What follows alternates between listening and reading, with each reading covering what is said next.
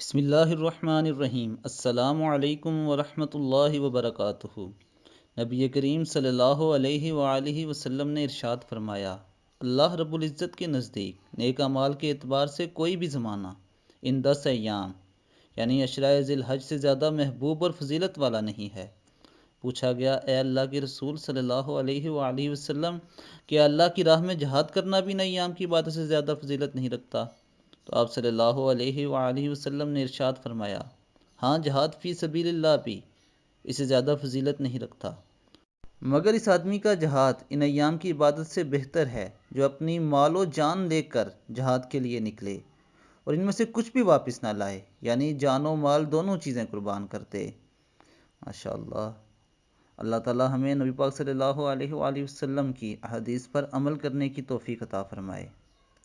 اور آخر میں دوستو، میری آپ سے یہی درخواست ہے کہ میرے چینل کو سبسکرائب کریں اور بیل بٹن پر کلک کریں تاکہ آپ کو ڈیلی اپڈیٹس ملتی رہیں۔ اب تک کے لیے اتنا ہی، انشاءاللہ مزید اچھی ویڈیوز کے ساتھ آپ کی خدمت میں دوبارہ حاضر ہوں گے۔ اپنا بہت